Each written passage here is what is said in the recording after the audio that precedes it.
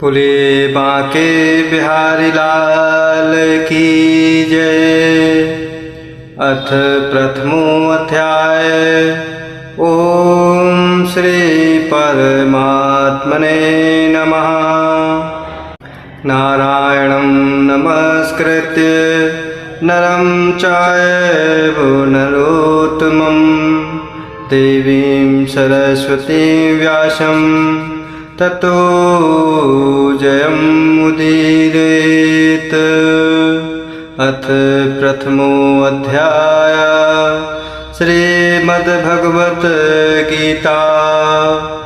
और इस प्रकार धृतराष्ट्र संजय से पूछते कि हे संजय, धर्म क्षेत्रे कुरुक्षेत्रे समवेता योत्सवा मामका पांडवा चाएवो किम अकुर्वुत। और इस प्रकार धृतराष्ट्र संजय से कहते हैं कि हे संजय, धर्म भूमि कुरुक्षेत्र में एकत्रित युद्ध की इच्छा वाले मेरे और पांडु के पुत्रों ने क्या किया। और इस प्रकार द्रोणाचार्य के पास जाकर दुर्योधन के बातचीत आरंभ करने का वर्णन। दृष्ट्वा तो पांडवानीकं व्यूढं दुर्योधना तदा आचार्यं उपसंगमय राजा वचनम अब्रवीत। और इस प्रकार धृतराष्ट्र के कहने के पूछने पर संजय कहते हैं, उस समय राजा दुर्योधन ने व्यूह रचना युक्त पांडवों की सेना को देखकर और द्रोणाचार्य के पास जाकर यह वचन कहे। विशाल पांडव सेना देखने के लिए द्रोणाचार्य से दुर्योधन की प्रार्थना। पश्येतां पांडुपुत्राणाम् आचार्य महतीं चमूं व्यूढ़ां द्रुपदपुत्रेण तवो शिष्येण धीमता। और इस प्रकार हे आचार्य, आपके बुद्धिमान शिष्य द्रुपद पुत्र धृतराष्ट्र द्वारा व्यूहाकार खड़ी हुई पांडु पुत्रों की इस बड़ी भारी सेना को देखिए। पांडव सेना के प्रमुख योद्धाओं के नाम इस प्रकार। अत्र शूरा महेश्वासा भीम अर्जुना समायुधे युद्धानः विराटा च द्रुपद च महारथा। और इस सेना में बड़े बड़े धनुष वाले तथा युद्ध में भीम और अर्जुन के समान शूरवीर सात्यकी और विराट तथा महारथी राजा द्रुपद, धृतकेतु चेकितानः काशी राजा चा वीर्यवान पुरुजित कुंती भुजा चा शव्या चा नरपुंगवा। और इस प्रकार धृष्टकेतु और चेकितान तथा बलवान काशीराज पुरुजित कुंती भोज और मनुष्यों में श्रेष्ठ शव्य युधामन्यु चा विक्रांता उत्तमौजा चा वीर्यवान सौभद्रा द्रौपदयः चा सर्वे वो महारथा। पराक्रमी युधामन्यु तथा बलवान उत्तम मौजा सुभद्रा पुत्र अभिमन्यु एवं द्रौपदी के पांचों पुत्र ये सभी महारथी हैं। अपनी सेना के प्रधान सेना नायकों को भली भांति जानने के लिए द्रोणाचार्य से दुर्योधन की प्रार्थना। अस्माकं तु विशिष्टा एतान् निबोध द्विजोत्तम नायकः मम सैन्यस्य संज्ञार्थं तान् ब्रवीमि ते। और इस प्रकार हे ब्राह्मण श्रेष्ठ, अपने पक्ष में भी जो प्रधान हैं उनको आप समझ लीजिए। आपकी जानकारी के लिए मेरी सेना के जो सेनापति हैं उनको बतलाता हूँ। उनमें से कुछ के नाम तथा सब वीरों के पराक्रम तथा युद्ध कौशल का वर्णन। भवान भीष्मा चा कर्णा चा कृपा चा समितिञ्जयः अश्वत्थामः विकर्णः च सौमदत्ते तथा एव च एक तो स्वयं आप द्रोणाचार्य और पितामह भीष्म तथा कर्ण और संग्राम विजयी कृपाचार्य तथा वैसे ही अश्वत्थामा विकर्ण और सोमदत्त का पुत्र भूरिश्रवा अन्ये च बहवाशूरा मदर्थे त्यक्तजीविता नाना शस्त्र प्रहारणा सर्वे युद्ध विशारदा और भी मेरे लिए जीवन की आशा त्याग देने वाले बहुत से शूरवीर अनेक प्रकार के शस्त्र अस्त्रों से सुसज्जित और सबके सब युद्ध में चतुर हैं। और इस प्रकार दुर्योधन का पांडव सेना की अपेक्षा अपनी सेना को अजेय बतलाना अपर्याप्तम तत् अस्माकं बलम भीष्मो अभिरक्षित रक्षितम पर्याप्तम तु इदं यतेषां बलं भीमोऽभिरक्षित रक्षितम् और भीष्म पितामह द्वारा रक्षित हमारी वह सेना सब प्रकार से अजेय है और भीम द्वारा रक्षित इन लोगों की यह सेना जीतने में सुगम है। सब वीरों से भीष्म की रक्षा करने के लिए दुर्योधन का अनुरोध अयनेषु च सर्वेषु यथा भागम् आविस्थिता भीष्मम् एव अभिरक्षन्तु भवन्तः सर्वे एव हि। इसलिए सब मोर्चों पर अपनी अपनी जगह स्थित रहते हुए आप लोग सबकी सब ही निसंदेह भीष्म पितामह की ही सब ओर से रक्षा करें। दुर्योधन की प्रसन्नता के लिए भीष्म के गरज कर शंख बजाने का और कौरव सेना में शंख नगारे आदि विभिन्न बाजों के एक साथ बज उठने का वर्णन तस्य संजय नयन हर्षम कुरु वृद्धा पितामह सिंहनादम विनद्य उच्चै शंखम दधमौ प्रतापवान। और इस प्रकार द्रोणाचार्य से कहते हुए दुर्योधन के वचनों को सुनकर कौरवों में वृद्ध बड़े प्रतापी पितामह भीष्म ने उस दुर्योधन के हृदय में हर्ष उत्पन्न करते हुए उच्च स्वर से सिंह की दहाड़ के समान गरज कर शंख बजाया। ततः शंखा चा भैर्या चा पड़वानक गोमुखा सहसा एव अभ्यहन्यन्तः सह शब्दात् मूला अभवत्। और इसके पश्चात शंख और नगारे तथा ढोल मृदंग नरसिंघे आदि बाजे एक साथ ही बजा उठे। उनका वह शब्द बड़ा भयंकर हुआ। क्रमशः श्री कृष्ण अर्जुन भीमसेन दुष्ट नकुल सहदेव तथा पांडव सेना के अन्य समस्त विशिष्ट योद्धाओं द्वारा अपने अपने शंखों का बजाया जाना। ततः श्वेतैः युक्ते महति संदने स्तुतौ माधवा पांडवा चाएव दिव्यौ शंखौ प्रदतुमतुः। इसके अनंतर सफेद घोड़ों से युक्त उत्तम रथ में बैठे हुए भगवान श्री कृष्ण महाराज और पांडव अर्जुन ने भी अलौकिक शंख बजाए। पांचजन्यम हृकेशा देवदत्तम धनंजया पौंड्रम दधमौ महाशंखम भीमकर्मा वृकोदरा।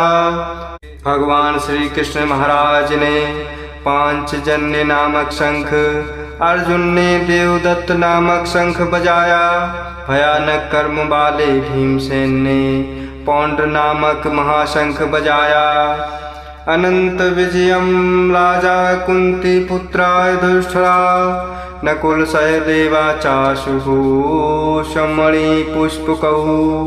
कुंती पुत्र राजा युधिष्ठिर ने अनंत विजय नामक शंख और नकुल तथा सहदेव ने सुघोष और मणि पुष्पक नामक शंख बजाए। काश्यः च परमेश्वासा शिखंडी च महारथा धृष्टद्युम्नः विराटा च सात्यकी च पराजितः।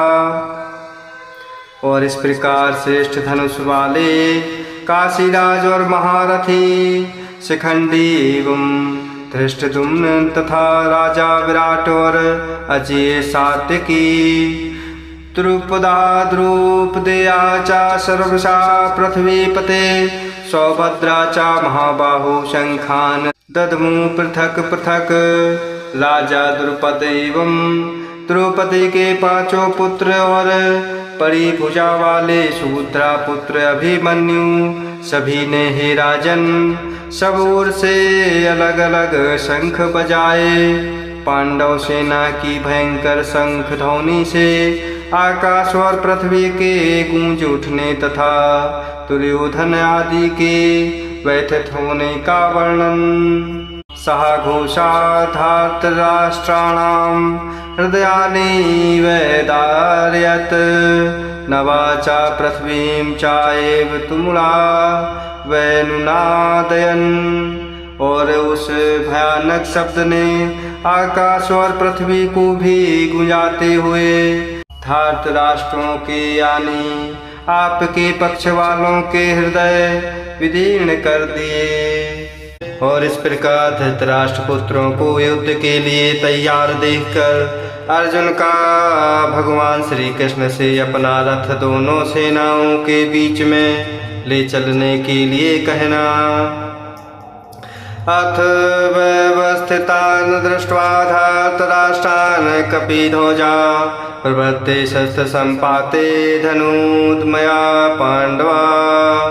और इस प्रकार संजय धृतराष्ट्र को समझाते हुए कहते हैं कि हे राजन, इसके बाद कपिध्वज अर्जुन ने मोर्चा बांधकर डटे हुए धृतराष्ट्र संबंधियों को देखकर उस शस्त्र चलाने की तैयारी के समय धनुष उठाकर ऋषिकेशं तदा वाक्यम इदमाय महीपते सेनयों भयो मध्ये रथम स्थाप्य में अच्युत।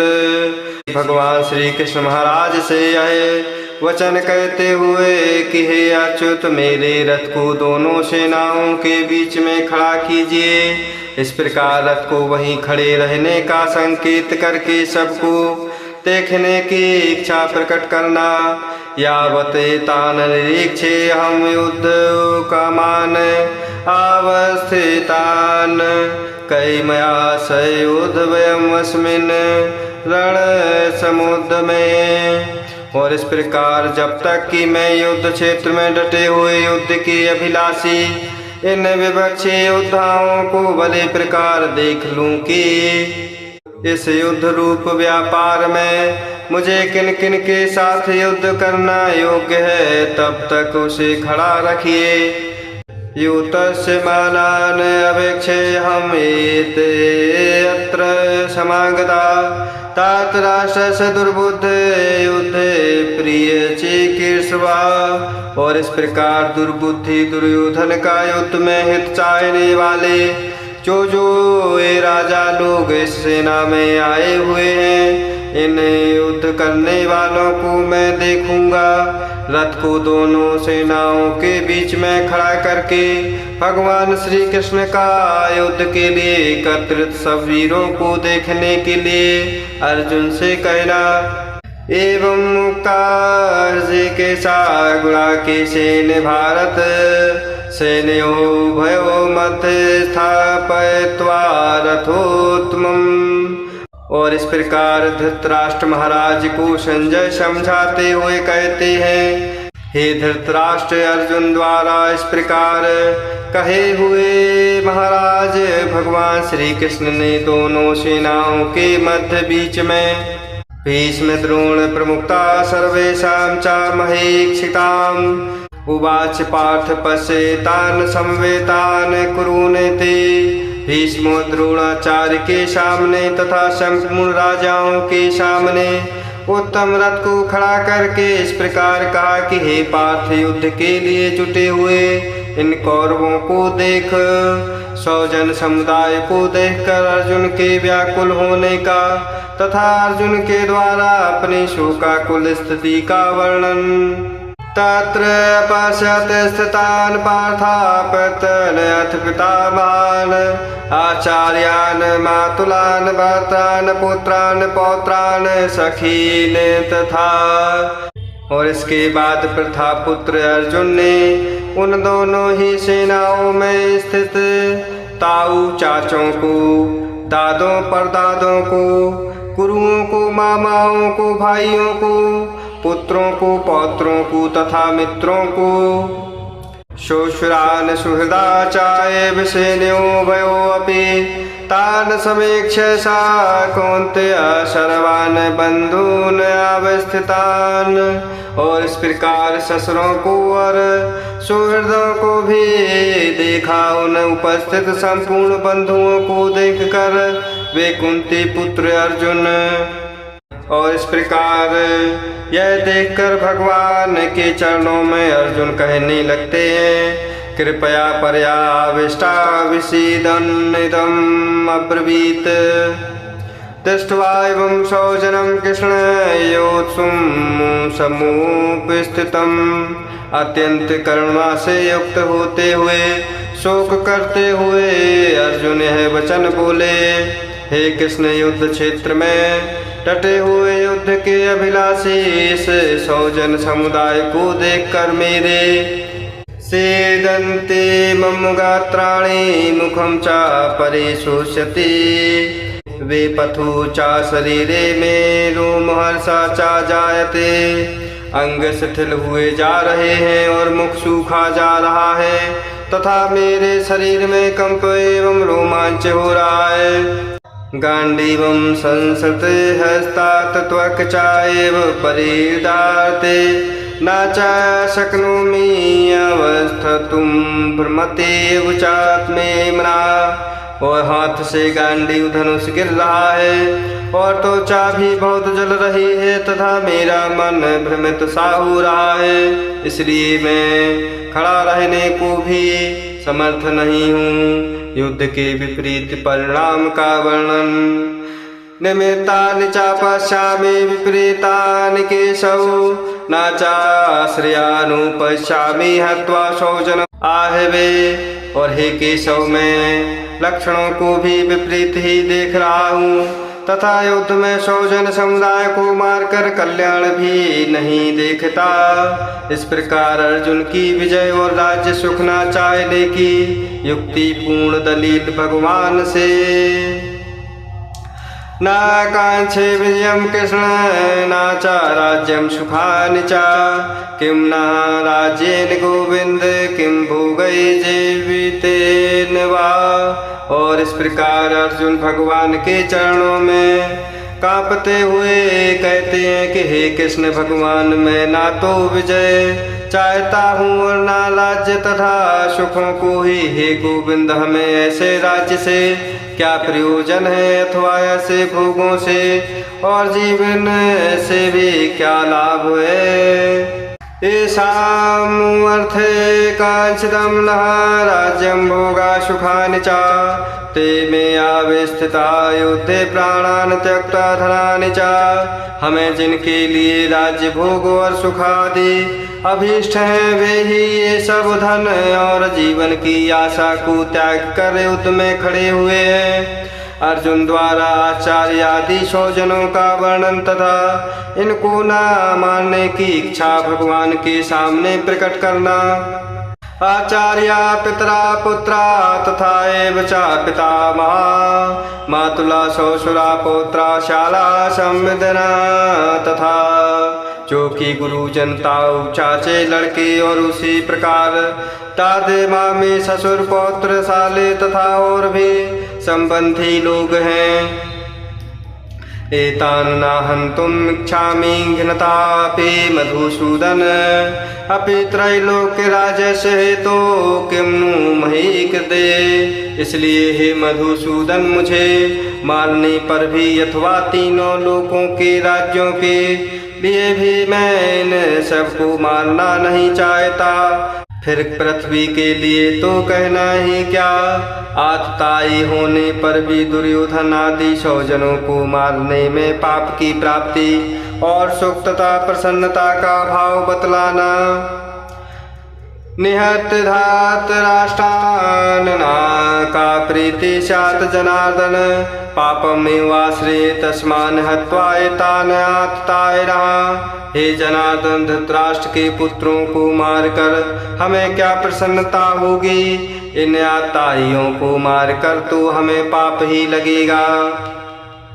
तस्मात् नार्हा वयं हन्तुं धार्तराष्ट्रान् 100 बान्धवान् 100 जनं हि कथं हत्वा सुखिना श्याम माधव। और अतएव हे माधव, अपने ही बांधव धृतराष्ट्र के पुत्रों को मारने के लिए हम योग्य नहीं हैं, क्योंकि अपने ही कुटुंब को मारकर हम कैसे सुखी होंगे। अर्जुन का कुल के नाश और मित्र द्रोह से होने वाले पाप से बचने के लिए युद्ध न करना उचित बतलाना। यद्यपि तेना पश्यन्ति लोभोपत चेतसा कुल क्षय कृतं दोषम मित्र दोहे चापातिकम। यद्यपि लोभ से भ्रष्ट चित्त हुए ये लोग कुल के नाश से उत्पन्न दोष को और मित्रों से विरोध करने में पाप को नहीं देखते तो भी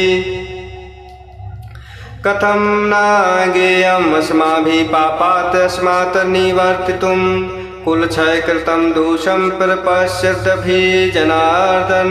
और हे जनार्दन, कुल के नाश से उत्पन्न दोष को जानने वाले हम लोगों को इस पाप से हटने के लिए क्यों नहीं विचार करना चाहिए। कुल नाश से उत्पन्न होने वाले दोषों का विस्तार पूर्वक वर्णन। कुल क्षये प्रणश्यन्ति कुल धर्मा सनातना धर्मे नष्टे कुलम कृतस्नम अधर्माभिभवति उत। और इस प्रकार अर्जुन भगवान को कहते हैं, क्योंकि कुल के नाश से सनातन कुल धर्म नष्ट हो जाते हैं। धर्म के नाश हो जाने पर संपूर्ण कुल में पाप भी बहुत फैल जाता है। अधर्माभिभवात् कृष्ण प्रदुष्यन्ते कुल स्त्रिया स्त्रीषु दुष्टासु वाषणे जायते वर्ण संकरा। और इस प्रकार भगवान के चरणों में अर्जुन कहते हैं कि हे कृष्ण, पाप के अधिक बढ़ जाने से कुल की स्त्रियां अत्यंत दूषित हो जाती हैं। और हे वाषणीय, स्त्रियों के दूषित हो जाने पर वर्ण संकर उत्पन्न होता है। संकरः नरकाएव कुल ज्ञानानां कुलस्य च पतन्ति पितरा हे साम लुप्त पिंडोदक क्रिया। और वह अर्जुन कहते हैं कि वह वर्ण संकर कुल घातियों को और कुल को नरक में ले जाने के लिए ही होता है। लुप्त हुए पिंड और जल की क्रिया वाले अर्थात श्राद्ध और तर्पण से वंचित इनके पितर लोग भी अधोगति को प्राप्त होते हैं। दोषयेत कुल घनानां वर्ण संकर कारकैः उत्साद्यते जाति धर्मा कुल धर्मा चा शाश्वता। इन वर्ण संकर कारक दोषों से कुल घातियों के सनातन कुल धर्म और जाति धर्म नष्ट हो जाते हैं। उत्सन्न कुल धर्माणां मनुष्याणां जनार्दन करके अनियतम वासा भवति ते अनुश्रुषुम। हे जनार्दन, जिनका कुल धर्म नष्ट हो गया है, ऐसे मनुष्यों का निश्चित काल तक नरक में वास होता है, ऐसा हम सुनते आए हैं। राज्य और सुख आदि लोभ से 100 जनों को मारने के लिए की हुई युद्ध की तैयारी को महान पाप का आरंभ बतलाना एवं अर्जुन का दुर्योधन आदि द्वारा अपने मारे जाने को श्रेष्ठ बतलाना। अहो बत महत पापम कर्तुम वयवसिता वयम यत राज्य सुख लोभेन हन्तुम 100 जनम उद्यता। हा शोक हम लोग बुद्धिमान होकर भी महान पाप करने को तैयार हो गए, जो राज्य और सुख के लोभ से 100 जनों को मारने के लिए तैयार हो गए हैं। यदि माम प्रतीकारम शस्त्रम शस्त्रपाण्या धातराष्ट्रारणे हन्तु तत्मे क्षेमतरम भवेत्। यदि मुझे शस्त्र एवं सामना न करने वालों को शस्त्र हाथ में लिए हुए धृतराष्ट्र के पुत्र रण में मार डाले तो वह मारना भी मेरे लिए अधिक कल्याणकारक होगा। युद्ध न करने का निश्चय करके शोक निमग्न अर्जुन के शस्त्र त्याग पूर्वक रथ पर बैठ जाने की बात कहकर संजय द्वारा अध्यत समाप्ति। एवं मुक्त्वार्जुनः शंखे रथोपस्थित उपाविशत् विसृज्य सशरं चापं शोक संविघ्न मानसा। और इस प्रकार धृतराष्ट्र को समझाते हुए संजय कहते हैं, रणभूमि में शोक से उद्विग्न मन वाला अर्जुन इस प्रकार कहते हुए बाण सहित धनुष को त्याग कर रथ के पिछले भाग में बैठ गया। बोले बांके बिहारी लाल की जय।